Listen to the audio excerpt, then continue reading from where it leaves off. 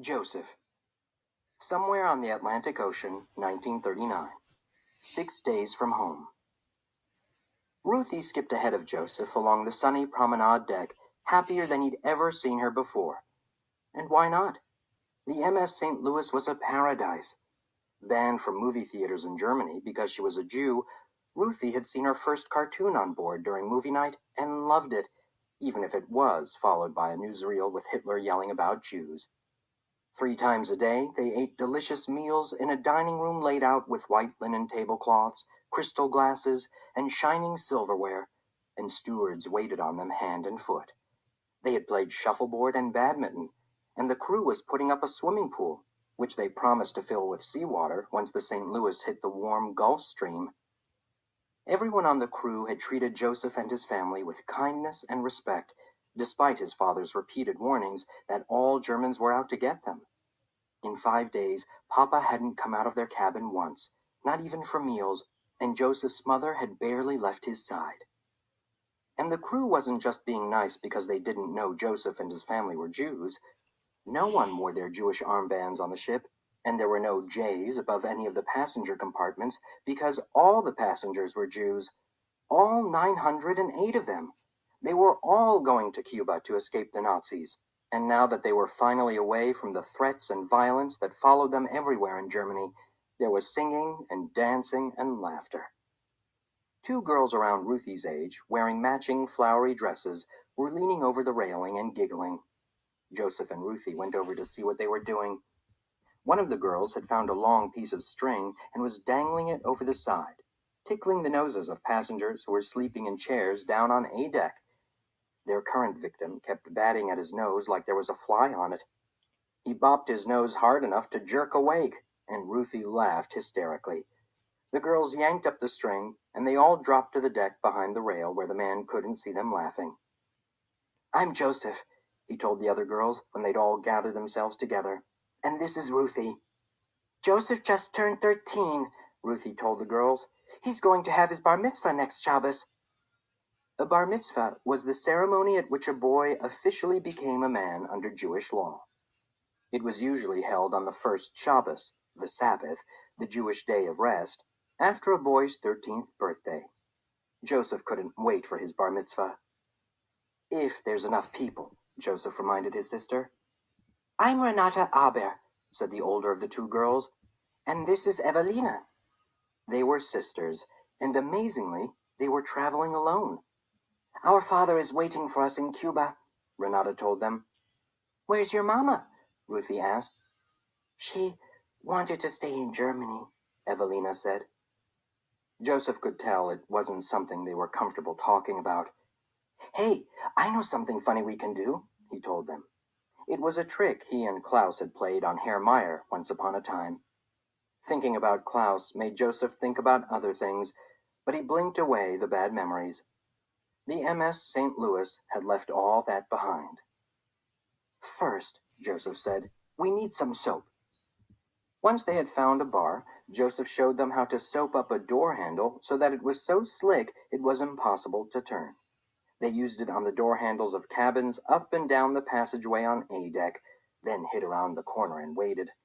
Soon enough, a steward balancing a large silver tray came down the hall from the other end and knocked on a door. Joseph, Ruthie, Renata, and Evelina had to swallow their snickers as the steward reached down with his free hand and tried and failed to open the door.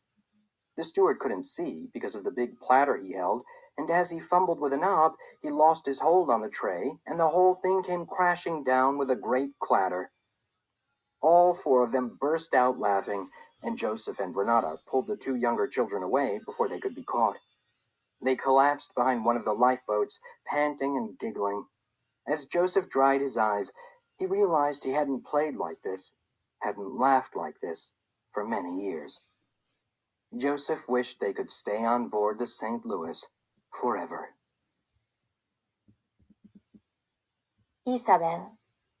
Just outside Havana, Cuba, 1994. The boat was heavy in Isabel's arms, and she was afraid of dropping it, even though there were 5 other people carrying it with her. She and Ivan held the middle of the boat on either side, while Ivan's parents and Isabel's father and grandfather carried the front and back. Senora Castillo, Ivan's mother, was dark-skinned and curvy, and wore a white kerchief over her dreadlocks. Isabel's mother, almost 9 months pregnant, was the only one not helping to carry the boat. It was big and heavy to begin with, and they had packed it with the gas cans, plastic soda bottles filled with fresh water, condensed milk, cheese and bread, and medicine. Everything else had to be left behind. Nothing was more important than making it to Florida. It was night, and a waning moon peeked out from behind scattered clouds. A warm breeze lifted Isabel's short curly hair and raised goosebumps on her arms. Fidel Castro had said that anyone who wanted to leave was welcome to go, but that was hours ago. What if he had changed his mind? What if there was a line of police waiting to arrest them at the beach? Isabel hefted the boat to get a better grip and tried to pick up her pace. They left the village's gravel road and hauled the boat over the dunes to the sea. All Isabel could see was the metal side of the boat in front of her face, but she heard a commotion behind her. There were people on the beach. Lots of them. She panicked, her worst fears come true, and suddenly a blinding light lit her up. Isabel cried out and let go of the boat. Ahead of her, Senora Castillo staggered and lost her grip too, and the front of the boat slammed into the sand. Isabel turned, holding a hand up in front of her eyes, and expecting to see a police searchlight shining on her. What she saw instead was a television camera. "You're on CNN," a woman said in Spanish, her face nothing but a silhouette against the light. "Can you tell us what made you decide to leave?" "Quickly!" Senor Castillo called from the other side of the boat. "Pick it back up! We're almost to the water!" Isabel said, frozen in the bright light of the camera. "Do you have any relatives back in Miami that you want to send a message to?" the reporter asked. "No, we—" "Isabel! The boat!" Papi called. The others had already lifted the boat up out of the sand and were lurching toward the sound of the crashing waves. The bright lights of the camera swung away from Isabel and lit up what looked like a party on the beach. More than half their village was on the sand, clapping, waving, and cheering on the boats. And there were so many boats. Isabel's family had worked in secret all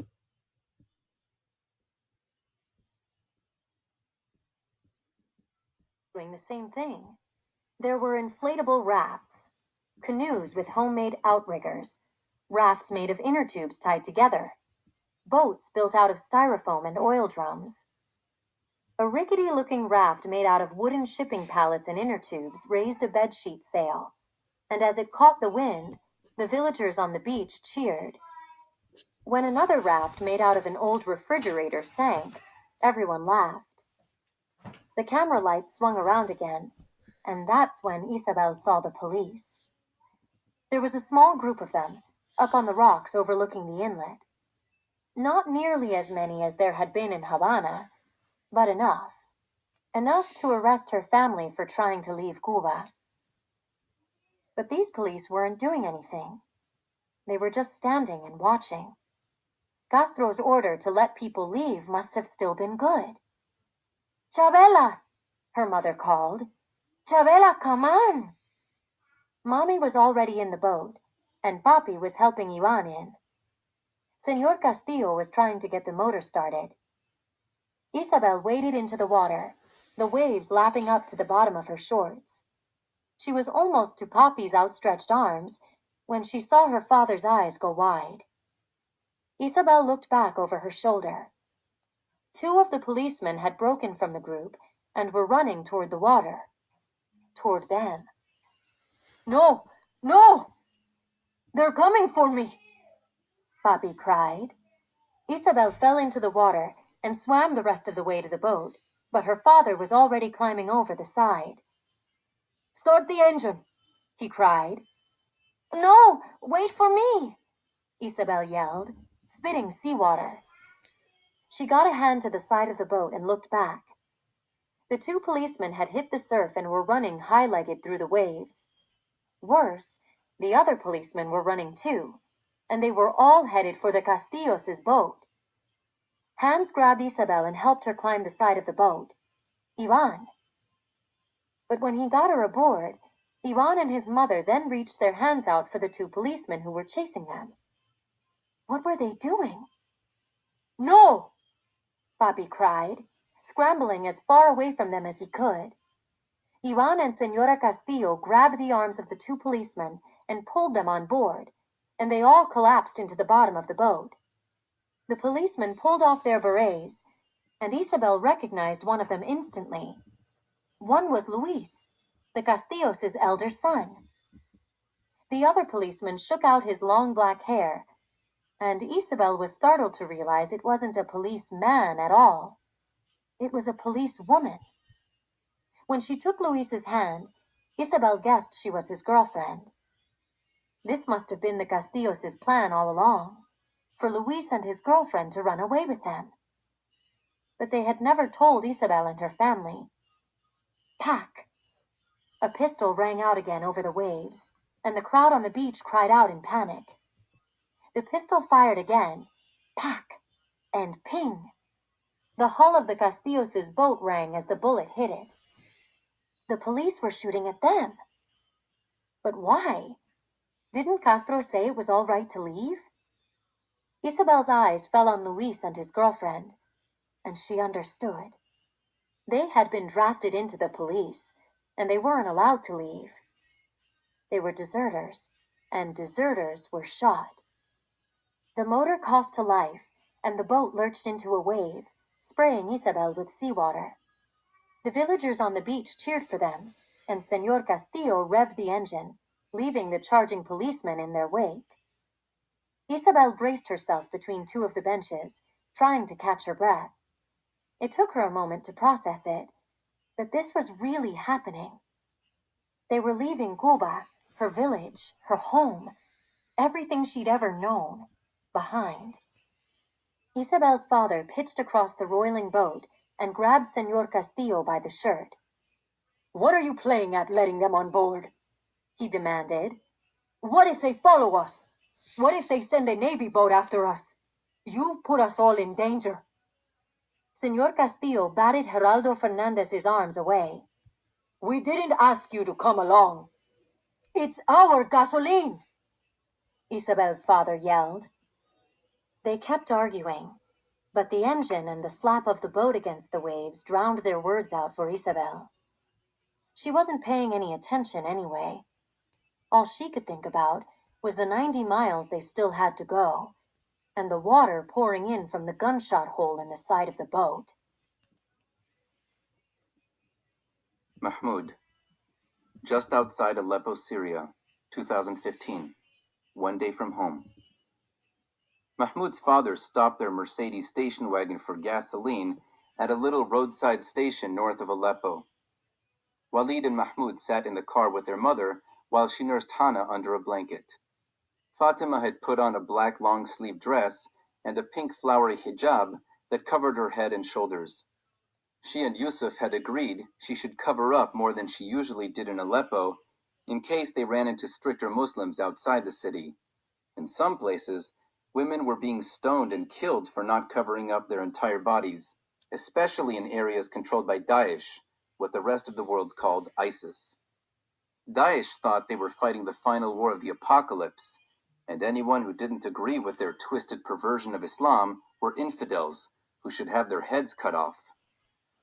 Mahmoud and his family planned to stay as far away from Daesh as possible, but the radical fighters were coming farther and farther into Syria every day. Mahmoud looked out the dusty car window as a jet fighter streaked by, high above them, headed for Aleppo.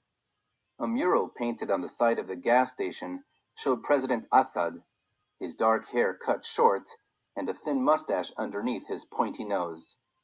He wore a suit and tie in front of a Syrian flag, doves of peace and yellow shining lights surrounding him. A jagged line of real bullet holes bisected Assad's face. Mahmoud's father got back in the car. "I've got a route for us," Mom said. She finally had a signal and got Google Maps to open on her iPhone. Mahmoud leaned over to see. This route crosses a country border, Google Maps told them, marking the alert with a little yellow triangle. That's what they wanted, to get out of Syria using the fastest path possible. Dad started the engine, put the car into gear, and they were off. An hour later, they were met on the road by 4 soldiers waving for them to stop. Mahmoud froze. The soldiers might be with the Syrian army or with the Syrian rebels. They could even be Daesh. It was hard to tell anymore. Some of these soldiers wore camouflage pants and shirts, but others wore Adidas jerseys and leather jackets and track pants. They all had short black beards like Mahmoud's father and wore headscarves of different colors and patterns. But each of them had an automatic rifle, which was really all that mattered. Your hijab, Dad said, quickly. Mahmoud's mother pulled the end of the scarf up over her face so that only her eyes were showing. Mahmoud sank to the floor of the old Mercedes station wagon and tried to disappear. In the seat beside him, Walid sat up straight next to his open window, unmoving and unfazed. Everybody stay calm, Dad said, slowing the car down, and let me do all the talking. One of the soldiers stood in front of the car, his rifle aimed loosely at the windshield, while the others walked around the sides, peering in through the windows. The soldiers were silent, and Mahmoud closed his eyes tight, waiting for the shots to come. Sweat ran down his back. I'm just trying to get my family to safety, Dad told the men. One of the men stopped at the driver's side window and pointed his rifle at Mahmoud's father. Which side do you support? The question was as dangerous as his gun. The right answer, and they lived. The wrong answer, and they all died. But what was the right answer? Assad and the Syrian army? The rebels? Daesh? His dad hesitated, and Mahmoud held his breath. One of the soldiers cocked his rifle. Ch-chack. It was Walid who spoke up. We're against whoever is dropping the bombs on us, he said. The soldier laughed, and the other soldiers laughed with him. We're against whoever is dropping the bombs too, the soldier at the window said, which is usually that dog Assad. Mahmoud breathed again with relief. Walid didn't know it, but he'd saved the day. Where are you going? The soldier at the window asked. North, Dad said, through Azaz. Shh.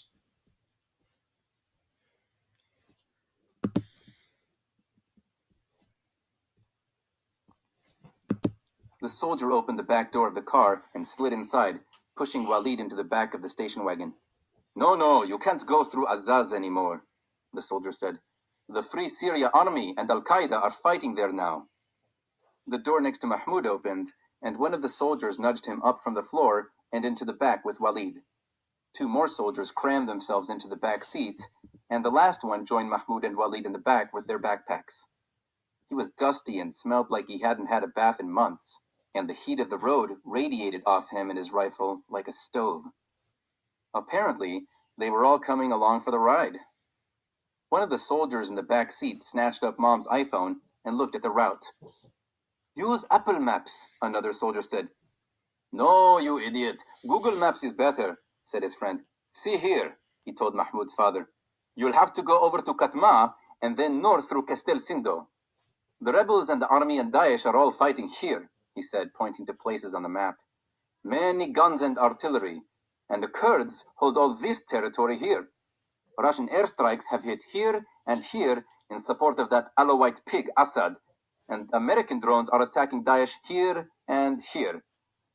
Mahmoud's eyes went wide.